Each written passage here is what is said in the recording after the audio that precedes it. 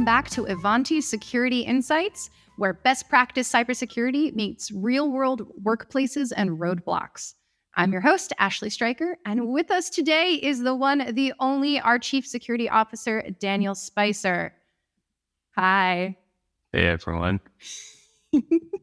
So today, Amanda is recovering from a bit of a strep throat, and Chris is flying in an airplane somewhere important, along with half of his team. So it's just you and me today. Stuck with me? Stuck with me. Stuck? I'm just excited because usually you just get to banter with Amanda or you banter with Chris. I don't get proper Daniel banter time. Oh, we'll have plenty of banter today. We're going to fill the banter meter. And there's actually a really good goad for the banter today, at least from my end. It's going to be very easier to start the banter for me because I have been working on something for a long time and harassing everyone about it. So Daniel can finally tell me what he genuinely thinks without ever hurting my feelings or, dissing on the team. Nah, I'm kidding. But I'm really excited to get your specific insights on this. I know you've read it through. I had you double and triple check it as we were working on it, but you only got to see the final version of this report. I'll stop talking around it. The Press Reset, a 2023 cybersecurity status report, the first of several reports to come actually from this data set. It just dropped recently. And you didn't get to see it really until Monday, at least with the pretty graphs. You got the... That sounds about right, yeah. And beyond it just not being broken from a cybersecurity perspective, which was really what you were checking for, I didn't have a chance to ask genuinely what you thought about it, what you in particular thought was really interesting. Yeah, marketing accuracy versus do I agree with the data, right? Yes. We need to talk about the data, Ashley. Oh dear, because we worked very hard for data clear. So to specify, you're not worried about the data source, but what some of your fellow cybersecurity professionals said? Yeah, exactly. I going through that, there are some things that are like, yeah, that makes sense, and I align with that. And then I'm like, what are you talking? Do you work in cybersecurity? I'm not sure anymore. So your methodology is fine, but I do have some questions about what my fellow professionals said in the report. So let's talk about that. Sure. All right. So let's start with the one that I think that you personally were most surprised about in terms of self-reporting, and that would be the graph in which we charted the reports of how critical a threat do you see this being for your industry in 2023? And we had a list of a whole bunch of them, organized, by the way, from most critical to the highest percentage thought that was most critical to the least, not alphabetical. That was a design debate. And then we put in a little marker indicator because we asked that same cohort, has your organization experienced this threat in the last 24 months before you took the survey? That graph is actually found on page 11 of the Press Reset report, which I will make sure I'll include a link in the show notes as well as in the description here. But if you want to go and really quick search it, it's ivanti.com/cybersecurity report. And just go ahead and you can hop there, download the report, and follow along if you'd like. But page 11, preparedness and experience gaps. Without any further ado, which one caught your eye? There's a few, but the first one that caught my eye was phishing, and it caught my eye first because it was, did you experience this in the last 24 months? 43%. And I just want to know which organizations, the other 57% of the organizations did not have a phishing email at all. And I'm not even talking about whether or not you had an impact from the phishing email, right? Maybe your users are really that good. Maybe you're a smaller organization, and so you get to really enforce some of that user training on there. but like phishing emails are still sent. Like there is a 100% chance that your organization received a phishing email. When you talk about risk and want to start with that likelihood, 100%. Now, did you get an impact from that? Right. Did you receive an impact from that? That's a different question, right? And even then, I think the number is too low, right? The number is too low. I am sure someone in a lot of these orgs got phished, and I am sure that they spent some amount of business disruption time cleaning that up at a minimum, right? But I'm just kind of surprised about its ranking. The design decisions aside for a moment, right? Saying that only 22% of people are saying phishing attacks are critical, when phishing attacks are still the primary way that any threat actor, whether you're talking about a financially motivated threat actor like ransomware, which is on the top of the chart, or a nation state threat actor, a more sophisticated adversary, they all use phishing, right? How I interpret that is that people are not considering the true impact of a security event, right? Even if it doesn't lead all the way to ransomware, right? Or in phishing emails, even if it doesn't lead all the way to wire fraud, for example, another common financially motivated attack that comes directly after phishing. There is still business impact in terms of recovery, right? So, and then even if you don't take that in the context of just recovery, right? You take that into did you experience it at all, right? It really should be 100%. There is a 100% likelihood that you will receive a phishing email, and that will continue until the internet and email is dead. So I think that's just a fact of life at this point: death, taxes, and phishing emails. I looked into how we phrased the question. It was, do you experience phishing? And to that end, you are completely correct. And I'm wondering if maybe in the next report we ask you, have you had an impact from? And we define what experience means. And then we define what impact means. And that way, maybe we'll see the number jump. Maybe we'll see it as it self-corrects. Maybe there really was a misunderstanding and they thought like to experience. This was a global survey. Maybe it translated badly. I was really surprised too when I saw that. Well, and this is actually a good segue to talk about two other points on the report that I was a little surprised about. Okay. I'm going to start with denial of service, distributed. And it is classified as distributed denial of service, right? There are a lot of other denial of service attacks that are just as impactful, right? But my experience, especially from my previous job when I was performing more incident response, is you are not ready for a denial of service attack until you have experienced it. It is frustrating, truly frustrating, and they're not common enough for everyone to have that. It's getting to the point where like everyone has lived through a ransomware attack. Unfortunately, like that. And by the way, everyone's lived through a phishing attack. It's getting to the point where like it's getting to the point where like everyone has had some kind of run-in with ransomware. The denial of service attacks, especially something where a threat actor comes and says, "I'm going to take down your website until you pay me this. Watch me." And then they do it and they say, "You've got 24 hours to pay me before I keep it down." Right? Until you've really experienced that, you don't actually know that you're prepared. I mean, I was telling you the story about that kind of quasi denial of service attack I had. That's like a microcosm that I literally get the chills whenever I think about it happening to me. And I'm a dramatic person. We've clearly all seen that, but genuinely I was scared. So I worked as a temporary secretary at a Honda call center when I first got out of college, get my feet underneath me, trying to get a full-time gig, all that jazz. And one of our employees who worked at the center had their debt go to collection.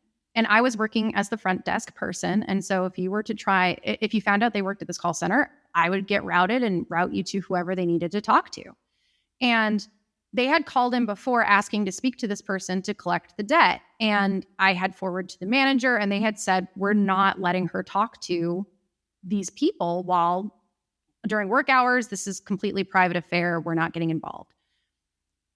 They called back and said, unless you get that B out here right now to talk on the phone, you won't be able to do anything. And they had hung up. And before I could ask them what had happened, I had one of those, and I was in the office, and I had one of those like 12-line phones that you see the secretaries have, because that's what I was. And I had never had to juggle more than 2 or 3 or 4 at a time in order to put people on hold and then get them to the right places. That thing lit up and it wouldn't stop ringing. And I just felt this panic mounting because there was nothing I could do. It wasn't like I could unplug the phone. And I was terrified this was happening in the call center too, because it's a call center. If people can't get through the phone lines, people can't pay their car leases. They can't avoid repossessions. So I'm just sitting there desperately trying to hang up all of the lines at once, and it wouldn't stop. It wouldn't go away. There was nothing I could do.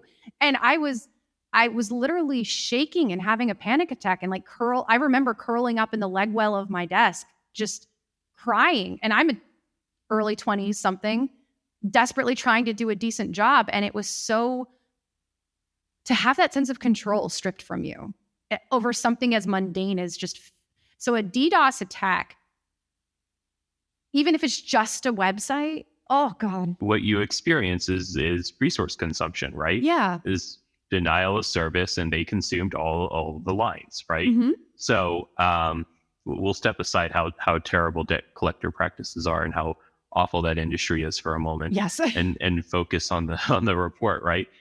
The denial of service is something that you're not really going to be prepared for, and there's always something more you could have done to prevent it. A lot of people who implement Cloudflare, for example, for denial of service prevention, forget how to set up tunnels, or forget that the IP is still exposed, and don't set things up quite right.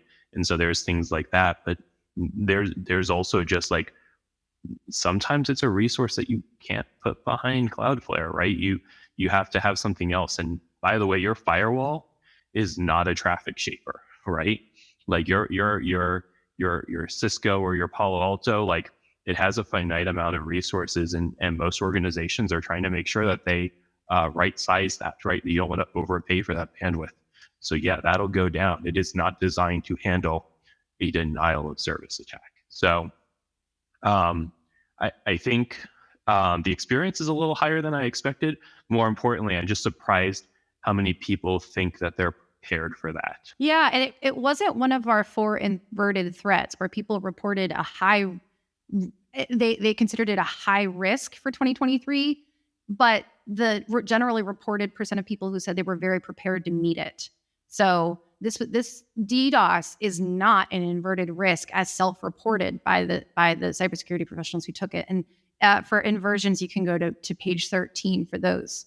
And some of the specific risks where we found people were reporting elevated threat levels, but their preparedness lagged the estimated threat for 2023, which I found particularly interesting.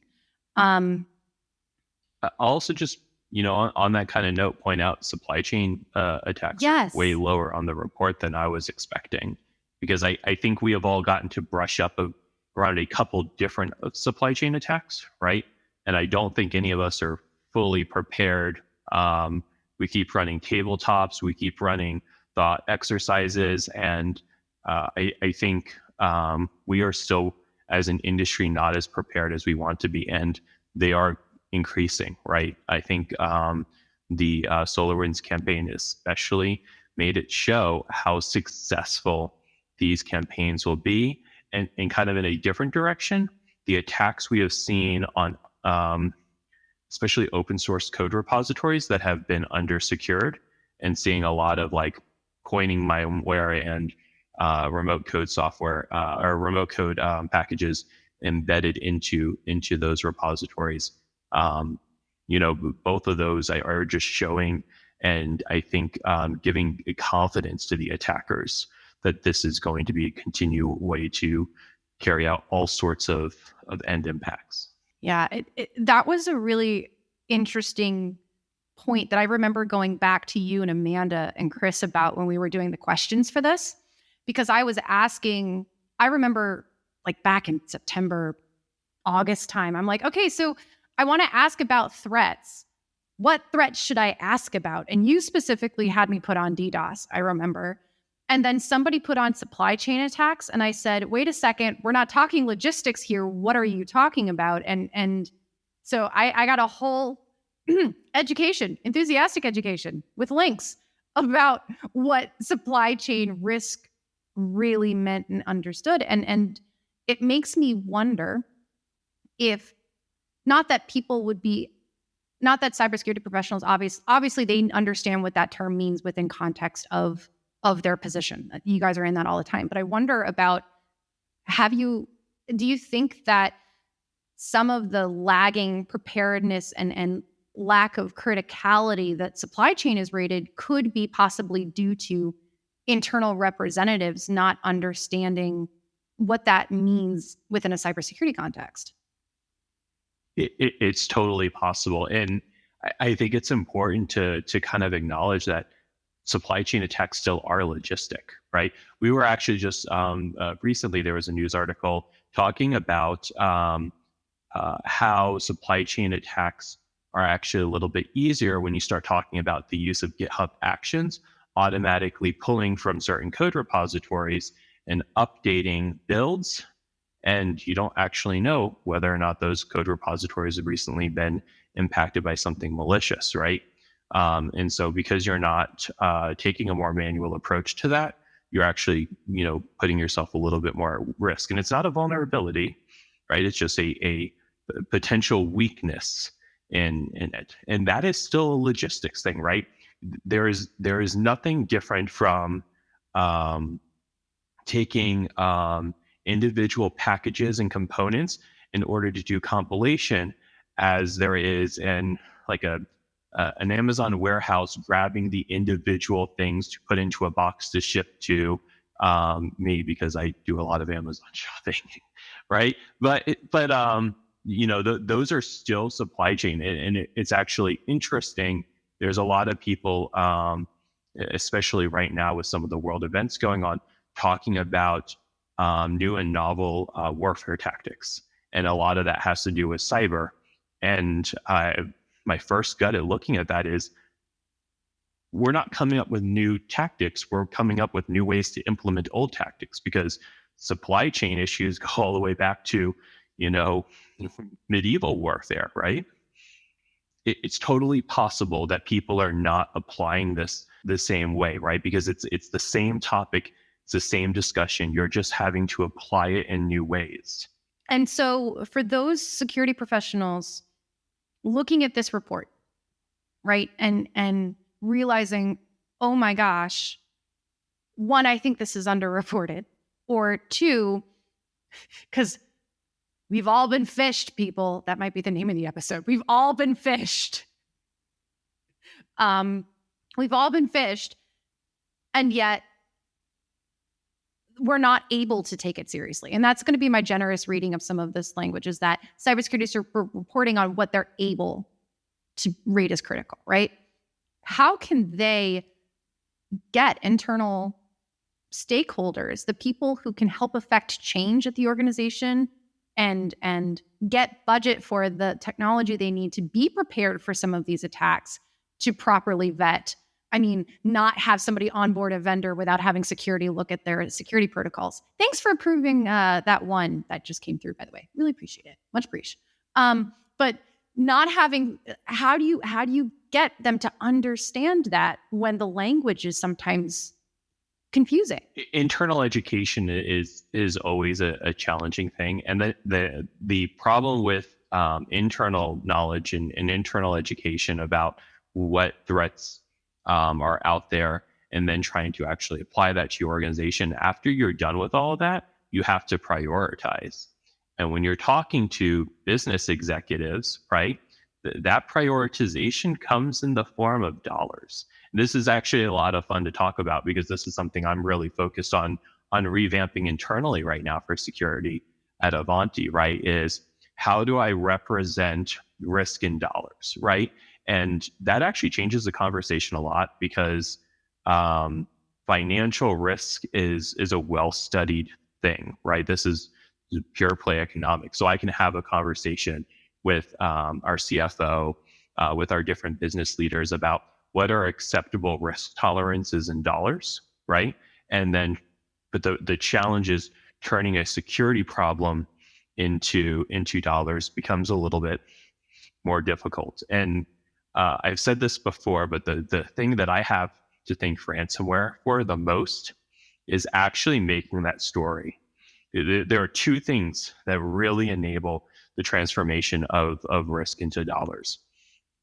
And that is how much it costs for a personal record exposure, right? Per identity per record, and what is the cost of a ransomware event. Those are the most realistic views that we have on what does it actually mean for a security incident to happen that is impactful. The other thing that is not well studied is business impact, which is something that insurance actually will cover for you if you can represent it. And it's so hard to represent, the insurance probably always underpays on that. But like business interruption is normally covered within a cyber policy or within an insurance policy. And it is so hard to get that actually represented. And I'm sorry, I felt like that was worth sharing because it's another dynamic aspect to this cost. Offhand, I know it's 4.3 estimated $1 million impact for every ransomware incident per IBM and some of the bigger wigs. That's the statistic that normally gets thrown around.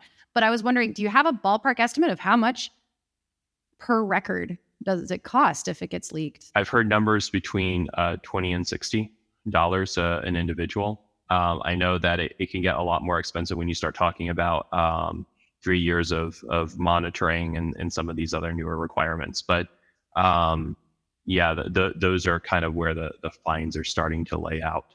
And it's actually interesting. The precursor to this as the best record was actually PCI data breaches, right? When someone goes and steals a bunch of credit cards, that model is a complete black box. They do not tell you. And as someone who's helped defend customers on those numbers to make sure that we're holding the PFIs to the fire to be accurate about what the impacted number of records are, I've seen crazy variances in those numbers. And because that's a black box, it doesn't actually help justify the controls that need to be in place in the first place. Right. Because if it's a limited number of records or it's not as valuable records, because there's certain types of records even within an individual account, and certain individuals are information is worth different types and more critical and less critical. So not to put, boy, I'm really just putting my foot in my mouth on we were checking a meme earlier. We saw a meme. It was like, I was browsing the dark web and I saw myself for sale and I was only 50 cents. Yep. That's how cheap the records are on the dark web, right? But what a company actually pays out is the fine. More. The fine and then the monitoring. And then there was that, Chris was referencing in the last webinar with there was that Australian cyber breach where they had to pay get everybody's passports redone. And I'm sure the government didn't offer them out for that. But speaking of money then, budgets. Because I was kind of surprised about this. This was encouraging, I thought. Only 1% of, I believe this was actually both leaders and cybersecurity professionals. So this wasn't just optimistic cybersecurity professionals. These are people who also have a seat at the financial budget table and discussions. Only 1% of respondents said that they expected their cybersecurity budget to go down. And in fact, we have a quote in here that's something like, if I need budget, it isn't coming from cyber. And I thought that was both encouraging from an industry perspective, because it really, leaders can say they prioritize things all the time, but they put their money where their mouth is for the things that truly matter, those risks, right? And so the fact that budgets are going up and much faster than the record of inflation, page 5 in the report, it seems to be an average about 11% increase is estimated. I know in marketing, and you're going to say, oh no, of course not. And you'll facepalm, of course. But in marketing, when you give marketing a lot of money, like after an investment round, and you say, I want you to do really cool stuff, marketing professionals can find a lot of things to spend money on, and they might not always be strategic. I know it's a shock, but sometimes we just really want to give out the cute teddy bears. And I have this really cool idea of little inflatable flailies, like you see at the car dealerships, and pass those out to cybersecurity people. It's like, are you tired of going like this? I can spend so much money, Daniel, it's disgusting, but it might not be strategic. Do security people have a problem with that? Yeah, no, I think we do. Obviously, I think we do. And I think that the most obvious place where that becomes an issue, and I actually loathe this practice in general, right? But there are always organizations around, beginning in November who are like, hey, you have some of that InfoSec budget left?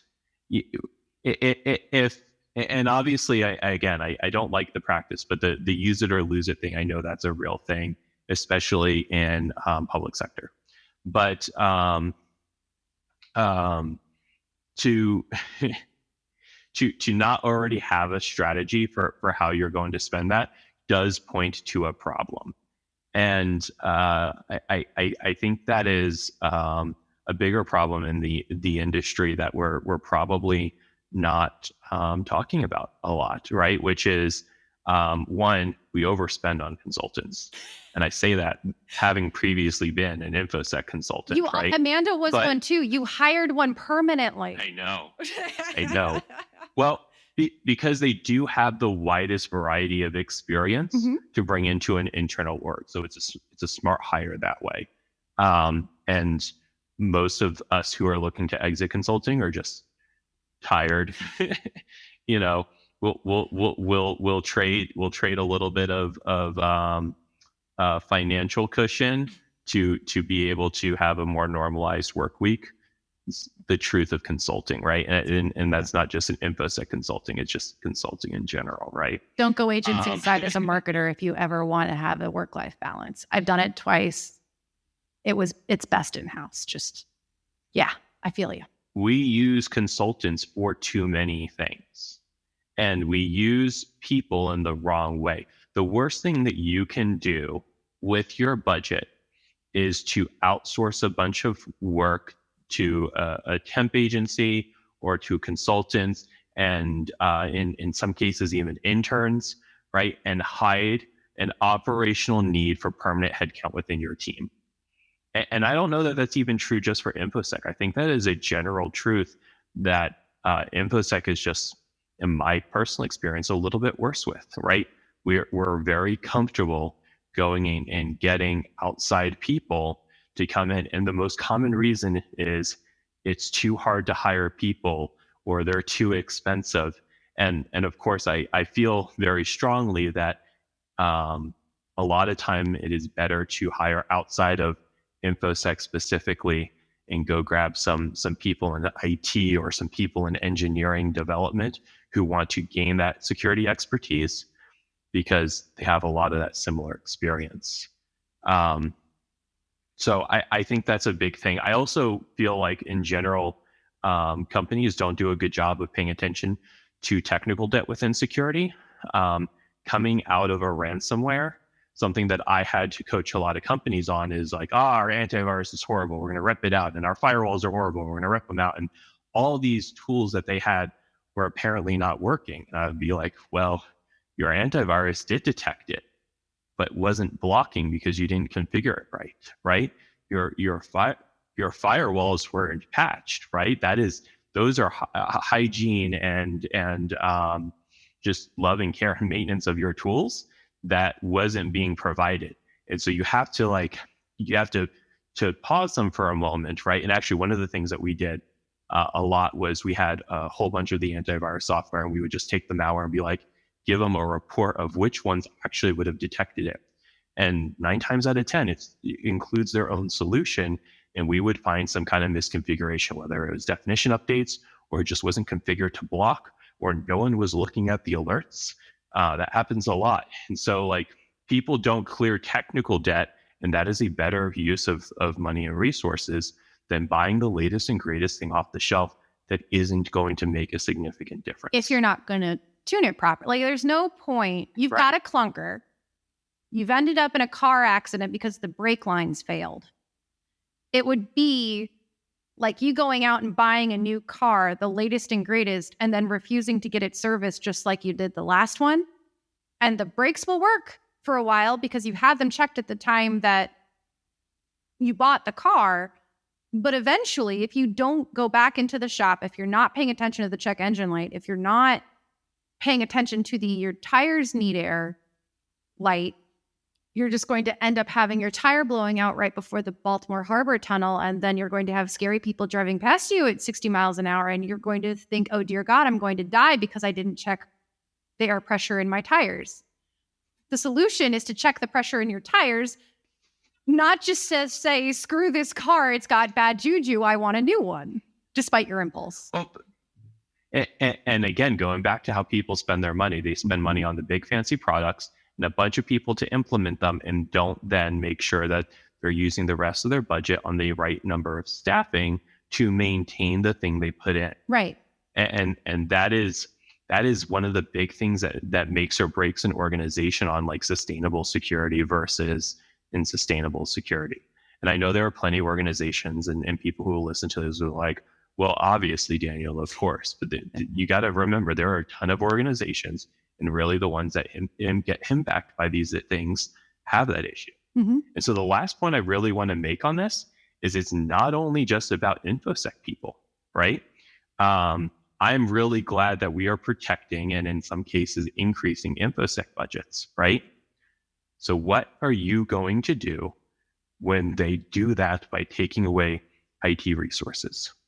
Because InfoSec can't do anything without the partners that actually go and implement things. So if you spend all the money, because InfoSec are security professionals who report that their budgets are increasing for next year. They're like, yeah, because we need these fancy consultants and we need this brand new firewall because it was the firewall that got breached next door. So clearly we have the same one, so it can't work, right? And so we need the money for that. Like, oh, yes. And then finance looks at the budget sheet and goes, we should take it from the same kind of flavor of organization.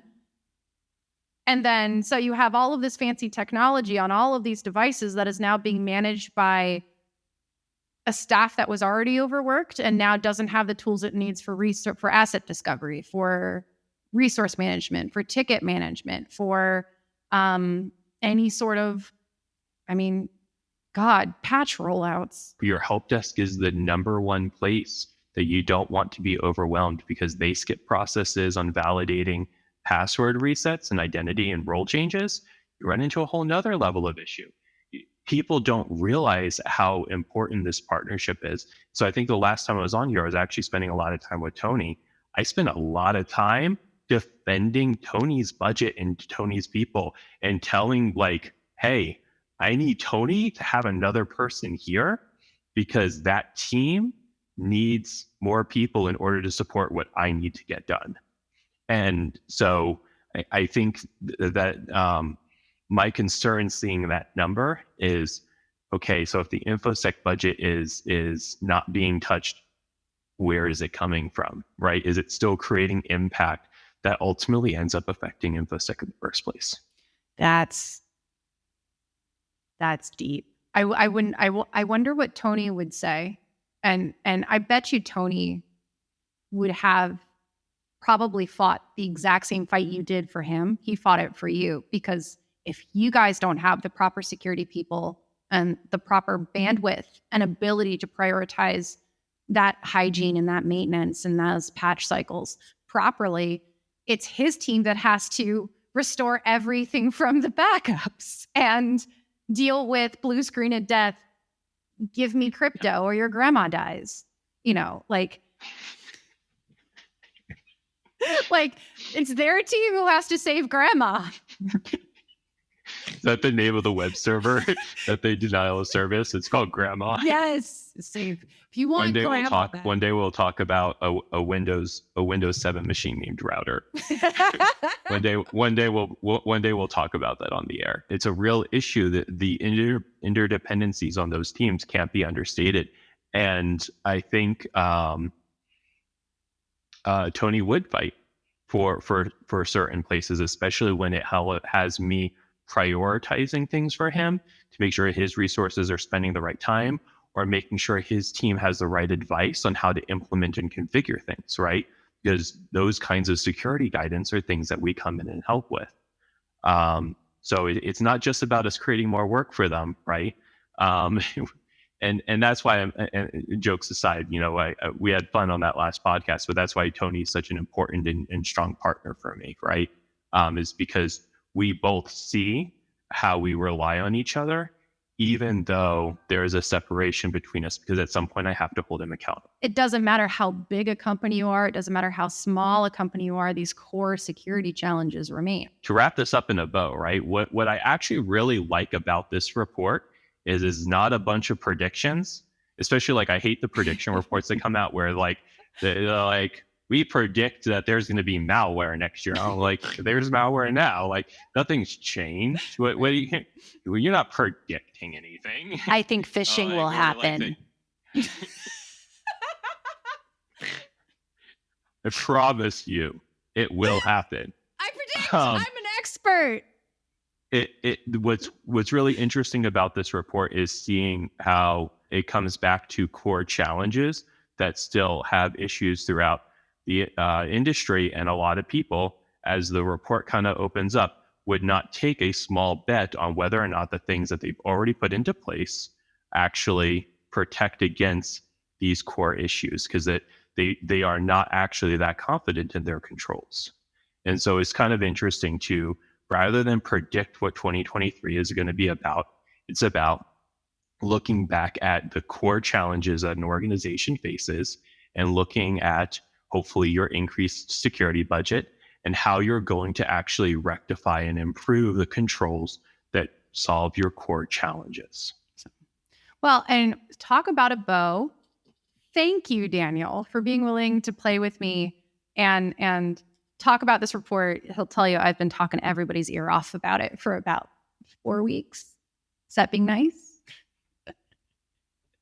It was a lot to unpack, and so it was good talking about it. Thank you. Thank you guys so much for tuning in and being willing to follow along with us. And if you'd like to learn more about the resources we mentioned in the conversation today, specifically the Press Reset report, I will make sure there's links directly to those resources for you available in the show notes and in the description on your podcasting platform of choice. Though if you'd like to search for it now, it's ivanti.com/cybersecurity report. And yes, that's a vanity URL. And yes, I promise it's just going to a landing page with the normal cookies and tracking, not hacker cookies and tracking. Just putting that out there. If you found today's conversation interesting, insightful, you too think it's ridiculous that only 43% of people experience phishing, I'm sorry, that's just ridiculous. Go ahead and tell us about it. Well, you can find us, hopefully, if Twitter still exists when this comes out, you can find us on LinkedIn. Please do join the conversations. We look forward to hearing your responses along with all of the responses we have been getting so far. It's been really interesting to see what people find interesting about the report. #meta. And as always, if you found this interesting and you think one of your coworkers, your teammates, your grandma, if she's not a server, would find this interesting, please do forward this to them. The more people who download and listen to our episodes, the more the algorithm likes us. I'm a marketer. Shush, Daniel. You know I have to do this. It's important. Your words are worth hearing, Daniel. I'm sorry. I couldn't help it. I just kept thinking about a web server named Grandpa. I'm sorry. You were doing well and I interrupted. A web server named Grandma. Okay, let's go back to it. We're way over. No, yeah, we are. So please do share that. And with that, we're signing off. Stay safe, and we'll talk soon.